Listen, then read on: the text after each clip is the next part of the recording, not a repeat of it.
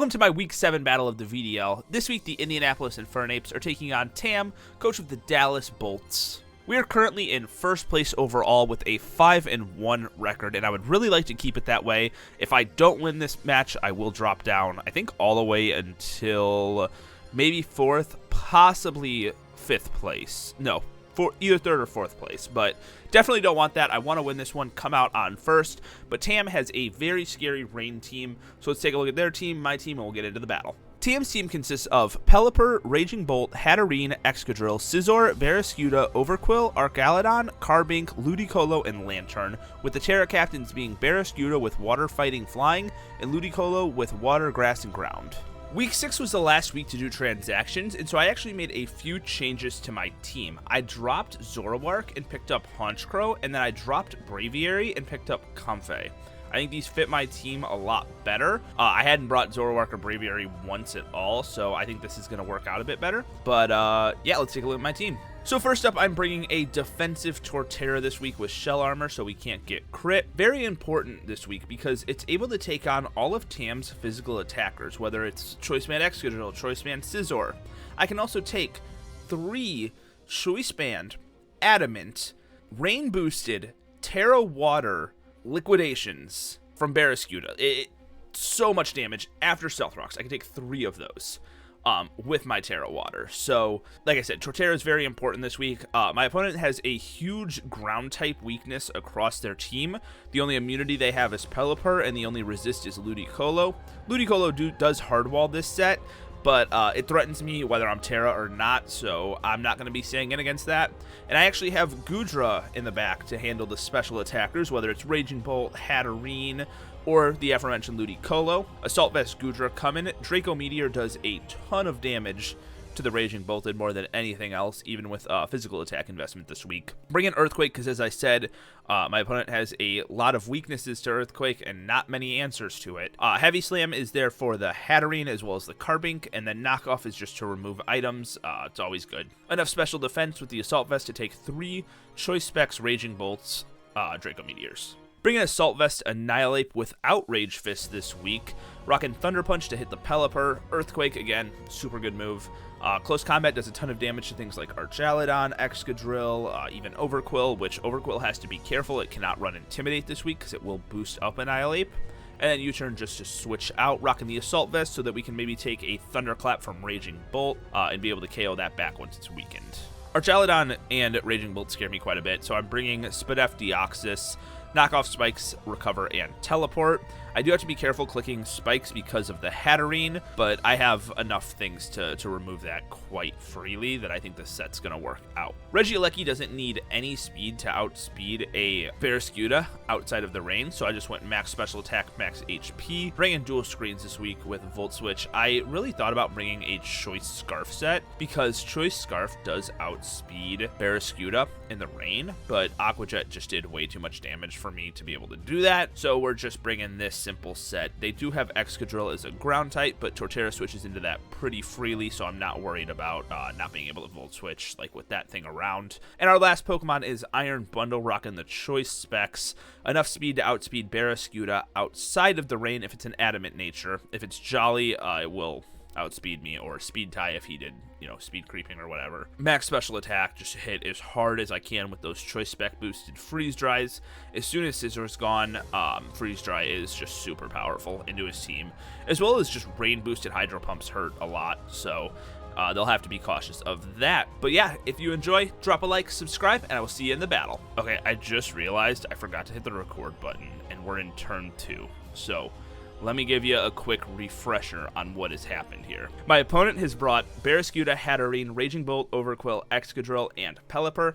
Turn 1, it was Iron Bundle versus Overquill. Hydro Pump could have killed. I did not go for it. I clicked U-turn as they switch out into Hatterene. I U-turn. The Hatterene lets its eject button go off. They switch out into Pelipper. I U-turn on turn 2 with my Iron Bundle on the Pelipper out into Deoxys, as they U-turn with their Pelipper on my Deoxys into Barraskewda. Here we are. Sorry about that. Thought I clicked record. Now, I have to figure out what I'm doing against this just absolute demon, because Torterra was my answer to this. So I have to see if I can live a hit. I don't think I will be able to, but let's see.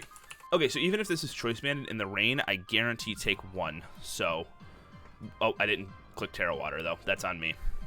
That's fine. We'll go Torterra here, and we will just Leech Seed. Yeah, I forgot to click the Tera Water. It happens. It's all right. All right, we got a Leech Seed off. This is nice. And now I'll just click Earthquake.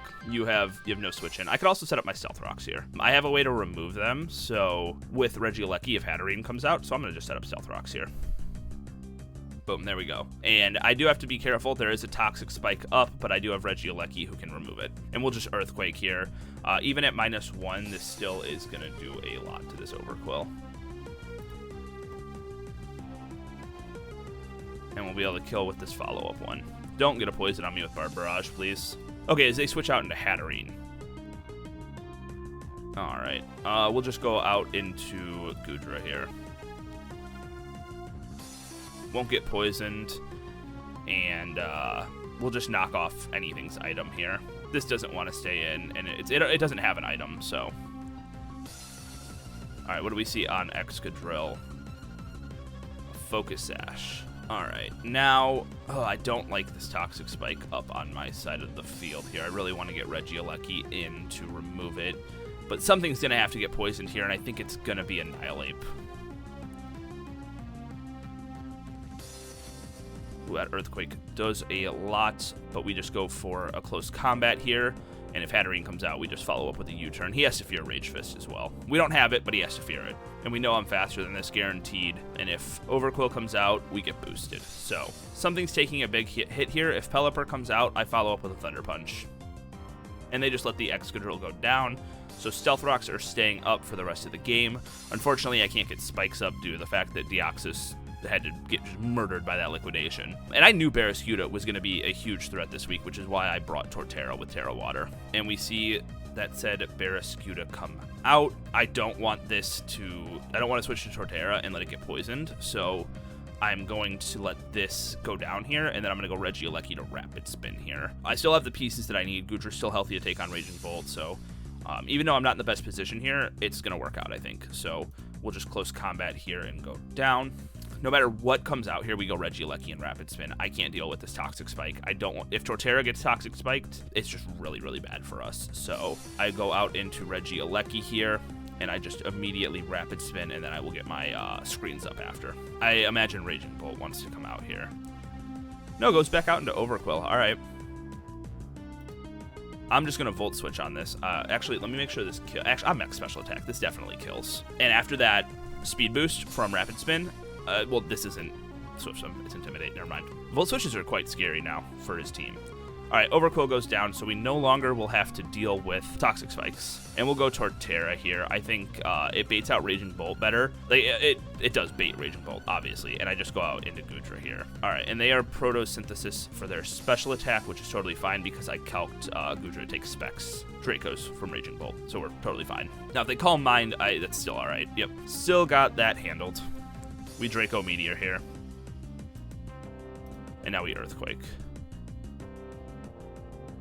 Ooh, we got a crit. I'm not sure if that mattered. I don't think it did, but it would obviously depend on the investment that Raging Bolt had. Earthquake does... I don't think that crit mattered. I don't think it did. If they were max HP...